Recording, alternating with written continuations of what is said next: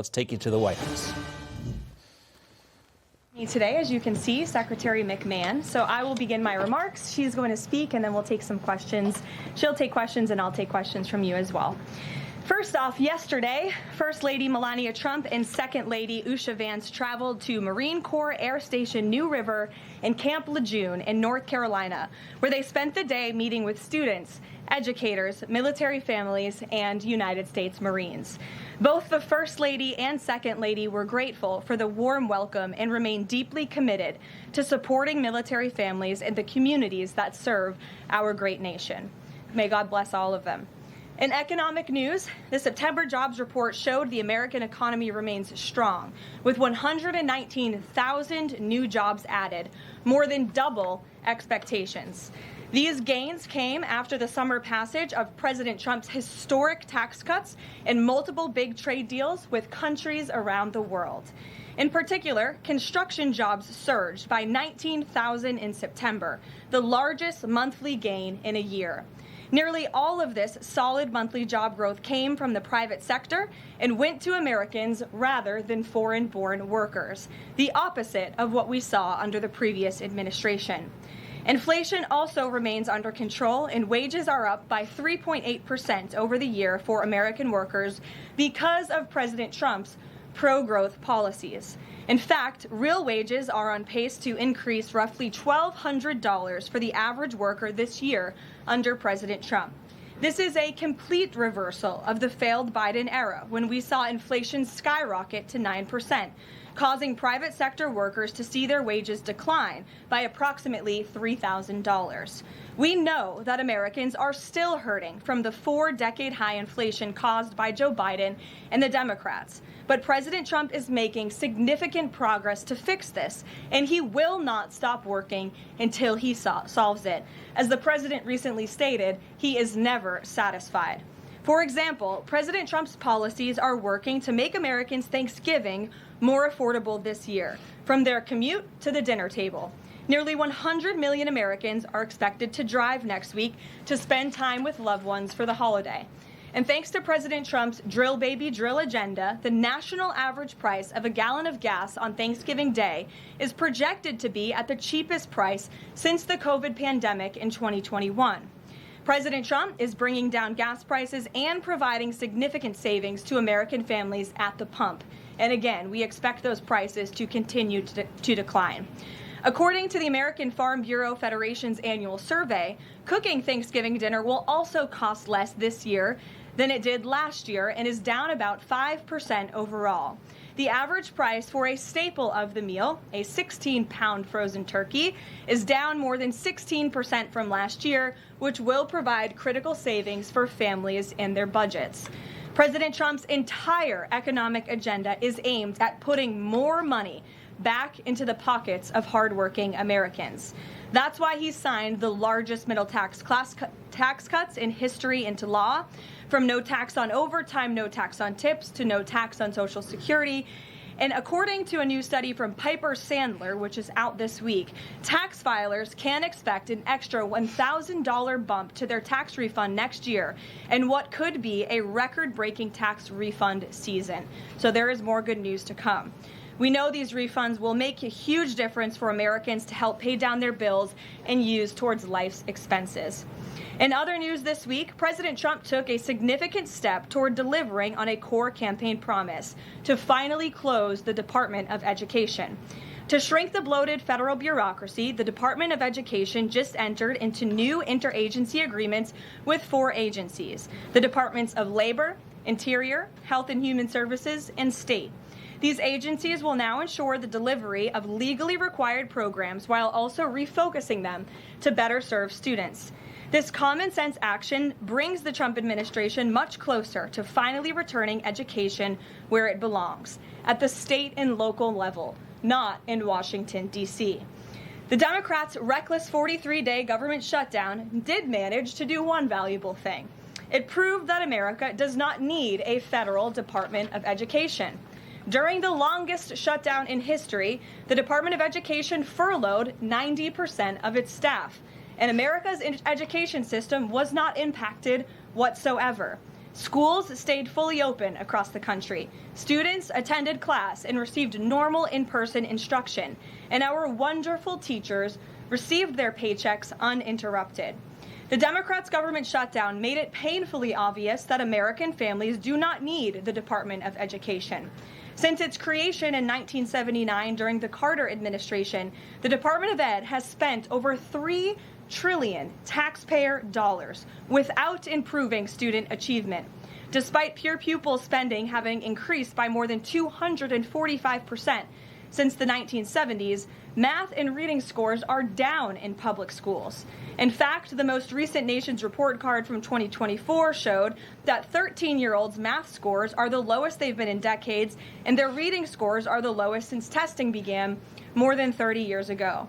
It's clear that throwing more money at a broken system does not work, and that's why President Trump appointed the amazing leader behind me, our Secretary of Education, Linda McMahon, who is making these monumental changes at the direction of the president. We're very grateful to have you here today to talk about these changes and then take some questions. Hopefully folks in this room will have some questions on the very important topic of education. So please, Mrs. Secretary.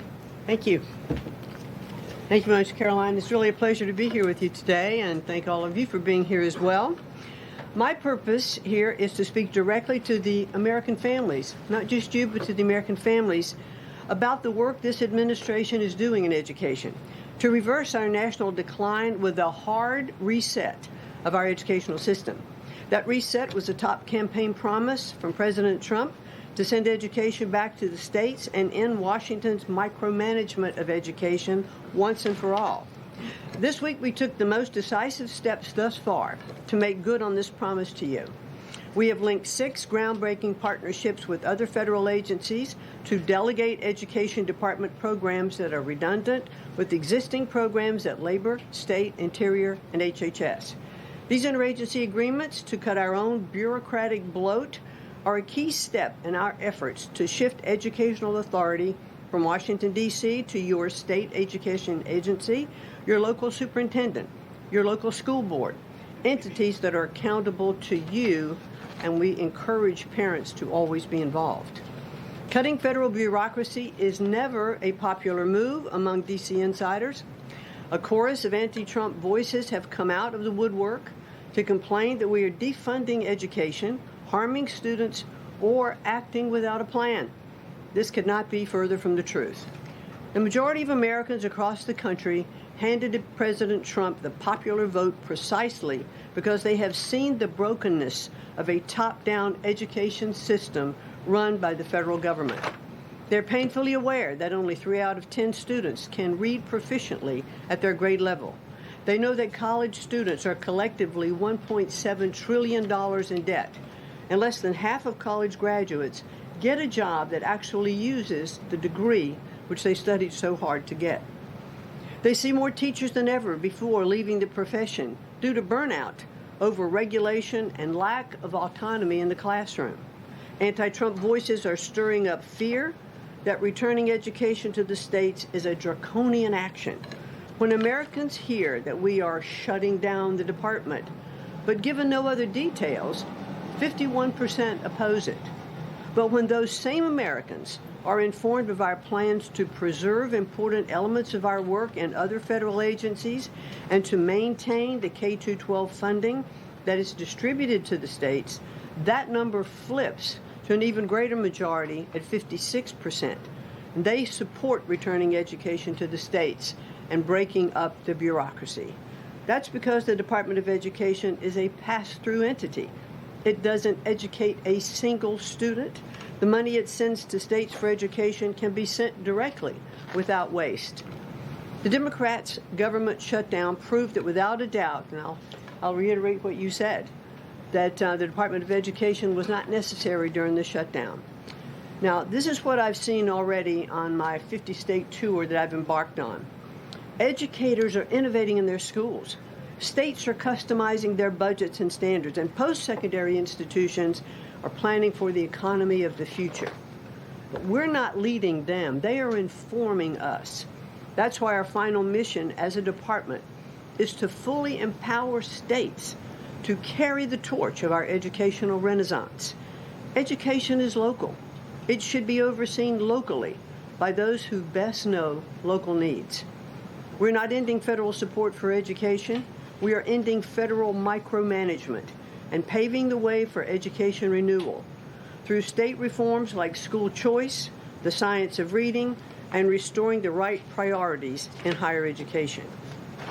President Trump promised to send education back to the states, and we're keeping that promise. America's next generation will look back on the work we've carried out, thankful for an education system that prioritizes students over bureaucracy. Thank you. Well, thank you very much, Madam Secretary. And we'll take some questions for the Secretary if you have them. Elizabeth, why don't you start? Thank you for joining us. You announced the partnership to move some functions of the Education Department to other agencies.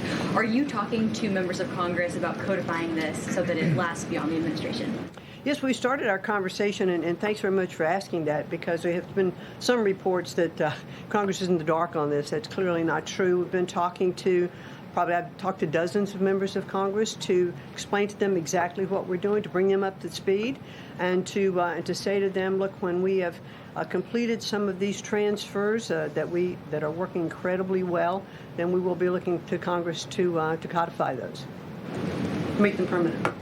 Brian. Thank you. Secretary McMahon, what is the update on the negotiations with Harvard? I know the president has publicly pointed to you as somebody who's worked on that. I think you've talked about that at length, but I'd like to understand where are things with those negotiations with Harvard at this time? They're ongoing negotiations, and I feel very comfortable that we are getting close to having those negotiations finalized. It's been open door conversation all along. Deanna? Hello, Mrs. Secretary. The President recently posted about establishing a federal standard for AI. Do you know if the administration has a view on the use of AI for students in schools? And Karoline, do you know if the President personally uses AI? I don't think so. You can handle that I've never one. witnessed it, so I can't attest to that.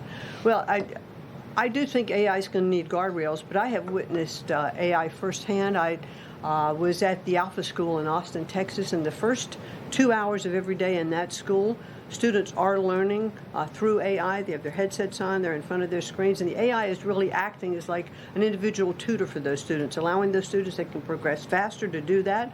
Those who need a little catch-up, it refeeds information to them. And so after those 2 hours of learning, the basics of what they're doing in their curriculum that day, then they spend the rest of the day, I mean, they have good recess and all of that time, but then they spend the rest of the day in what are called life skills, and they're actually using the information that they've learned this morning. So I've seen some AI in action that is really proving quite beneficial. Michael. Thank you, Caroline. Secretary McMahon, as the Education Department continues to pare down, can you talk about taxpayer services like charter school grants and how the department will continue to assist kids with special needs? Well, we are going to make sure that there's no interruption in getting that grant money out the door. I mean, that money is it comes from Congress. It's appropriated by Congress, and we legally are obligated to do that. And the transitions we're starting to make, our first programs that went over to the Department of Labor, that was a few weeks ago. We actually signed the first interagency agreement, which we accomplished under the authority of the Economy Act. We transferred grants for WIOA and for the Perkins Act. And the really good news is that the Department of Labor has a much more sophisticated system, technology system and grant fulfilling system than the Department of Education does. As a matter of fact, our executive manager that went over with that group over to Labor said he would compare what the labor system is to education's like held together by bubble gum that is not connected to any other part. So we were able to get those grants out the door more smoothly, and states have actually better access for those systems than they do at the Department of Education. So that's a real bonus. Take a couple more. Carrie, go ahead. As far as the diversity, equity, and inclusion new regulations that came out from the administrations, a lot of schools, whether high school or even higher education is concerned, some of them are defying these new administration policies, even apparently according to a new report. I'm sorry, I can't hear you, Rick. As far as there's been a new report from the administration saying that half of medical schools are defying the administration when it comes to DEI policies. What type of action will the administration take for these schools that are defying the new DEI policies? Well, certainly the president has been very clear, and the Department of Education has taken measures to make sure that as schools are developing, their policies, or if they have open DEI offices, they're closed, or DEI regulations and rules are stripped, from their programs, and so that will continue. Great. We'll take one more. Go ahead. Thank you, Karoline. Secretary McMahon, my question is, since you said 3 out of 10 students are literate with regard to their reading capacity, would now the states help to improve those numbers since you have gone back to the states? Well, what we are finding that the states that are making great progress, it's through their own innovation. It's not coming from the Department of Education. I think the Department of Education is really misunderstood about what our function is. We don't teach one student. We have nothing to do with the curriculum that are in any states. We are a pass-through pathway from money that's appropriated by Congress to get, to the states.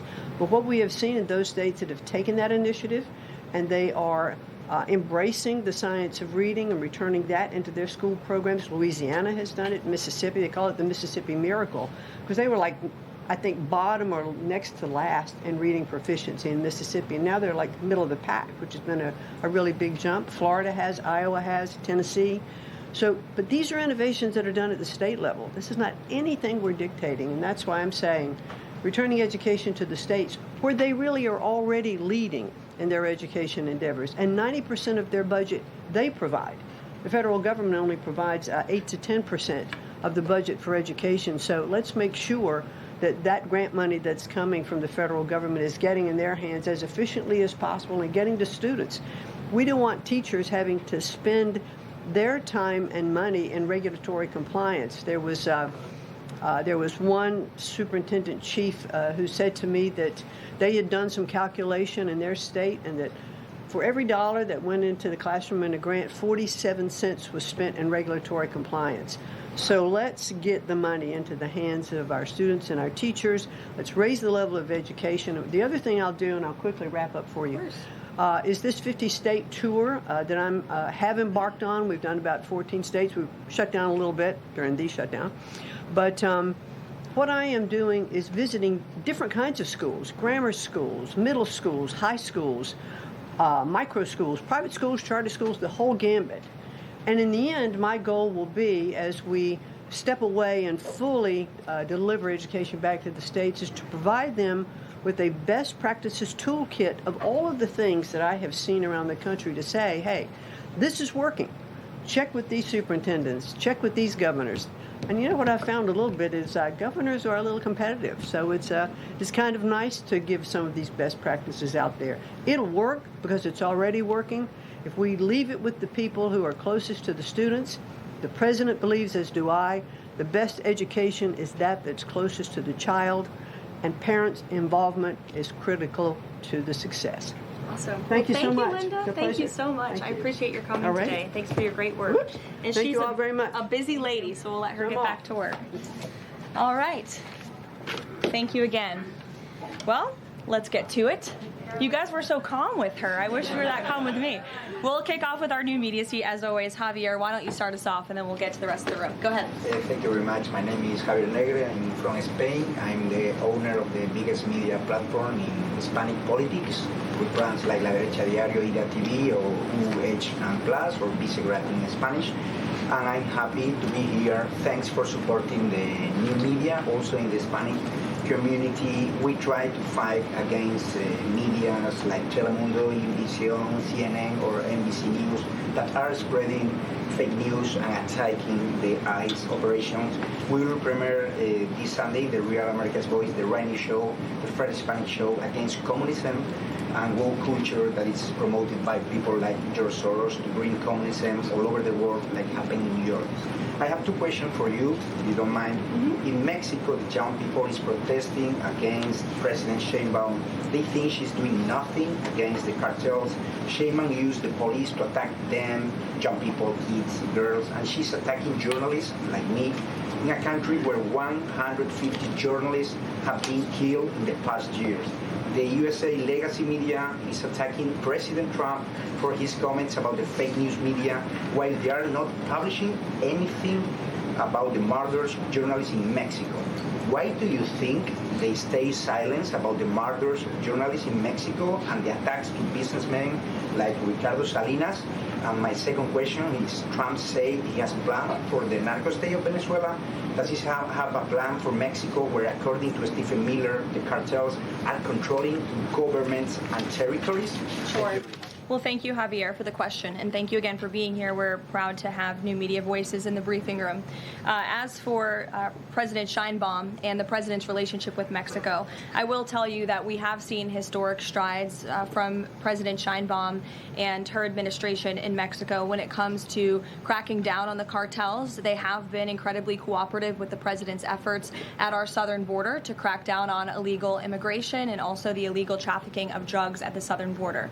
Now the president is very interested in taking additional measures against the drug cartels. He's been very clear about that. He's spoken about it, and this is a promise that he made to the American public. And so his national security team is discussing these options all of the time. And on the campaign trail, the president promised to take on the cartels. He has taken unprecedented action to do so, and he has left additional options at his disposal on the table. So those are only decisions that the president can make. Thank you. What about the silence of the legacy media about the murders of journalists in Mexico? 150 journalists have been killed in the past years. Yeah, well, it's certainly something I wish the media would report on more, and it's something that this administration absolutely condemns. I can't speak for the media, but I can speak for the president. That's not something he wants to see.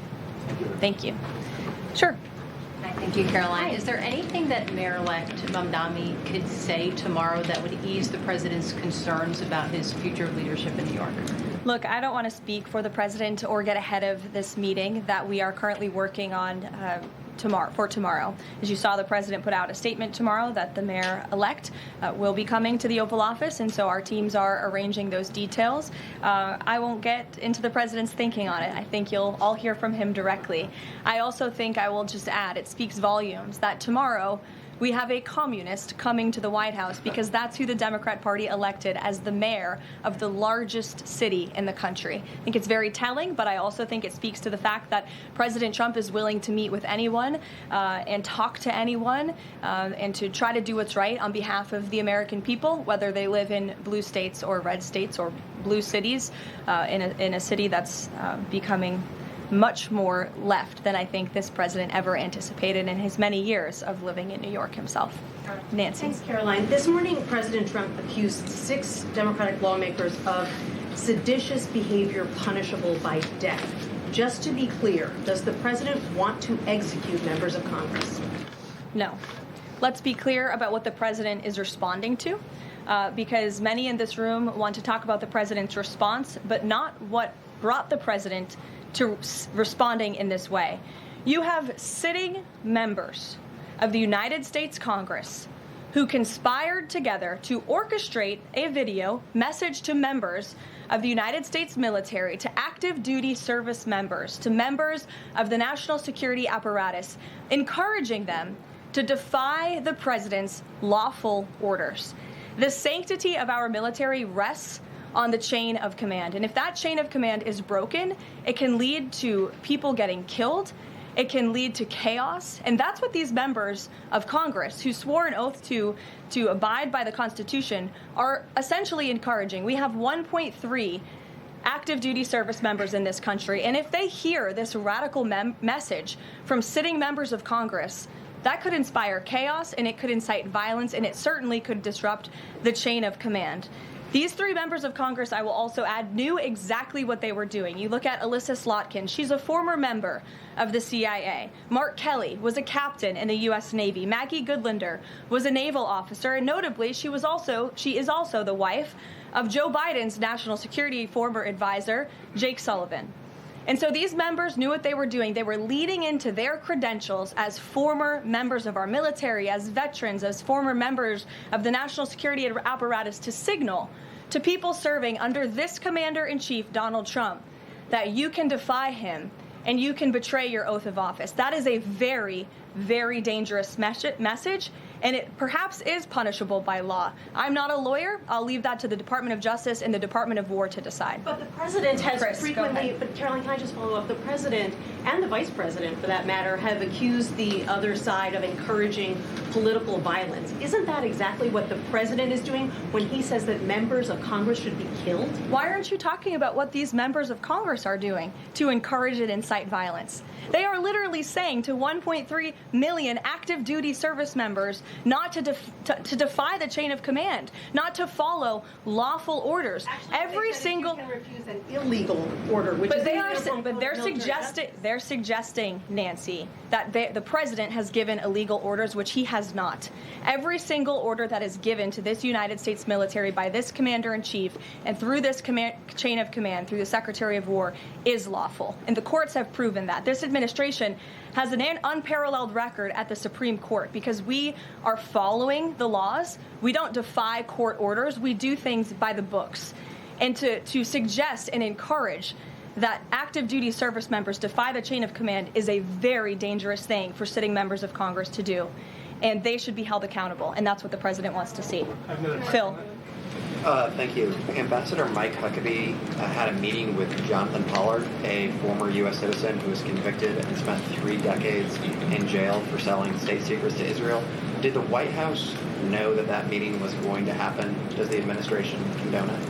The White House was not aware of that meeting, but the president stands by our ambassador, Mike Huckabee, and all that he's doing for the United States and Israel.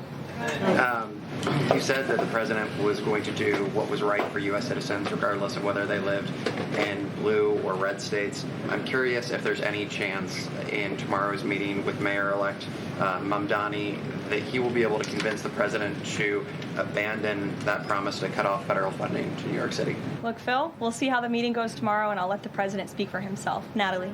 Thank you, Caroline. What did the president mean when he called reporter piggy? Look, the president is very frank and honest with everyone in this room. You've all seen it yourself. You've all experienced it yourselves. And I think it's one of the many reasons that the American people reelected this president, because of his frankness. And he calls out fake news when he sees it. He gets frustrated with reporters when you lie about him, when you spread fake news about him and his administration. But he also is the most transparent president in history. And he gives all of you in this room, as you all know, unprecedented access. You are in the Oval Office almost every day asking the president questions. And so I think the president being frank and open and honest to your faces rather than hiding behind your backs is frankly a lot more respectful than what you saw in the last administration, where you had a president who lied to your face and then didn't speak to you for weeks and hid upstairs and didn't take your questions. So I think everyone in this room should appreciate the frankness and the openness that you get from President Trump on a near daily basis. And Go ahead. As a follow-up, Yes. The Washington Post just reported that the Coast Guard has I'm calling on Bloomberg. Go ahead. Caroline, thank you. 2 questions for you. The New York Times is reporting that the administration is now sending a U.S. official to the G20. They are sending Mark Dillard. Can you confirm if that is true, and then also explain the shift in? I'd be happy to explain, because there is not a shift. The United States is not participating in official talks at the G20 in South Africa. I saw the South African president running his mouth a little bit against the United States and the president of the United States earlier today, and that language is not appreciated by the president or his team. The ambassador or the representative of the embassy in South Africa is simply there to recognize that the United States will be the host of the G20. They are receiving that send-off at the end of the event. They are not there to participate in official talks, despite what the South African president is falsely claiming. On Ukraine, there have been reports that President Zelensky said, he's looking to look at the plan, that there's been reports about the Trump administration proposing a plan. Can you just give an update on where Russia-Ukraine stands, and does the president plan to speak with Zelensky anytime soon, or when can we expect that? So I'm happy to provide an update. I've seen quite a bit of reporting on the latest with Russia-Ukraine, so let me clarify and give you guys the truth on where it currently stands.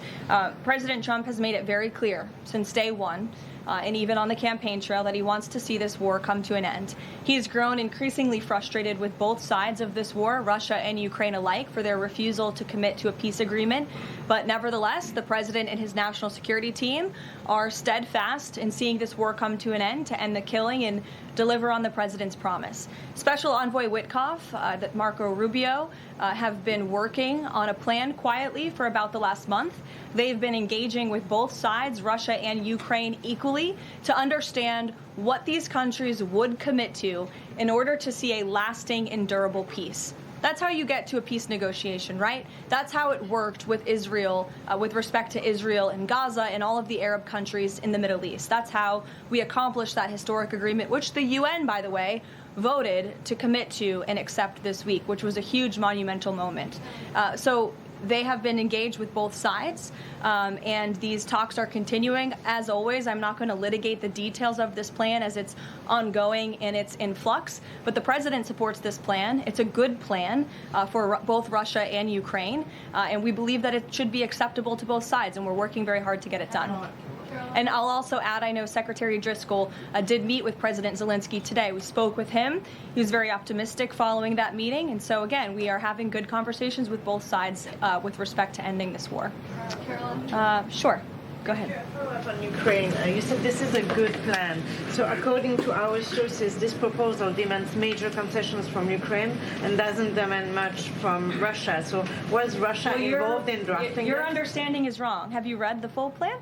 You haven't. Sources said. Yes. So if you can give details, maybe. You've read reporting from one side of the war, and so I want you to understand that the administration has talked equally with both sides. You have seen President Trump engage directly with both President Putin and President Zelensky. Likewise, his national security team has as well. In fact, Special Envoy Witkoff and Secretary Rubio met with some of the Ukrainians just in the past week to discuss this very plan.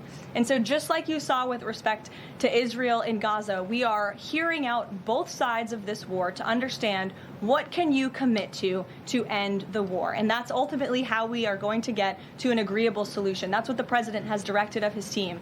I know there's a lot of criticism out there and a lot of doubters, but I would just remind you of the historic success that this president and his team accomplished in the Middle East. We believe that is possible with Russia and Ukraine, and we're hoping and working very hard to achieve that. Stephen. Could you provide a little more context on what to expect tomorrow with the Mamdani meeting? Will it be in the Oval Office, or is it going to be open at least partially to the press? I don't have any more details to read out for you on the meeting quite yet, Stephen. I know it's of great interest to you and the New York Post, but we'll keep, maybe if it opens, we can commit to letting you in. Sure, go ahead. Thank you, Karoline. It came up yesterday during a confirmation hearing for the president's pick to lead the CFTC that the CFTC currently has 0 Democrat commissioners, whereas usually it's had 2 or more. Does the president plan to appoint Democrats to financial regulators like the CFTC and SEC, or does the president feel that there shouldn't be Democrat leadership at those agencies, consistent with the administration's move earlier this year to remove Democrats from the FTC and other agencies? I'm going to be completely honest. I haven't spoken to the president about the CFTC in quite some time, but I'm happy to check in with our presidential personnel office and see if there's any updates that we can provide you there. Sure. Thank you, Caroline. Last week on Fox News, President Trump said that we've had a lot of problems with the French. How would you describe the current relationship between France and the U.S.? Look, the relationship remains very strong. President Trump speaks quite frequently with Emmanuel Macron. I think they have a good working relationship, but the president is not shy to point out when he has disagreements with world leaders as well, and he's done that with respect to Mr. Macron as well. Deanna, go ahead. Caroline, there are reports that Qatar is acting as a mediator in the Ukraine peace process. Can you confirm that, and why did the president choose that country? I'm not going to get into further details other than what I previously shared, which I think was quite a bit of information. Brian?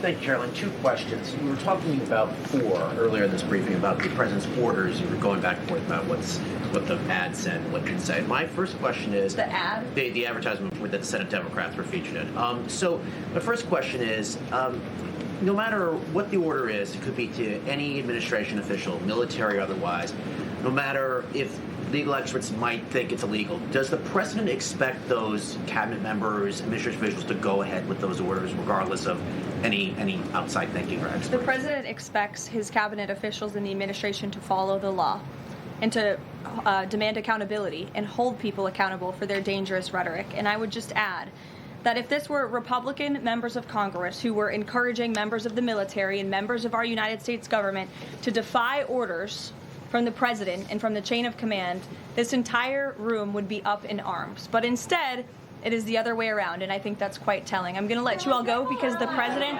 excuse me, the president. I appreciate the encouragement this morning, but this afternoon. But President Trump is about to meet in minutes with Israeli hostages who this administration freed, and so I'm going to go up to that meeting, and you will hear more about that later. Thank you. Information. Truth. Is freedom. Is Newsmax. It's real news for real people.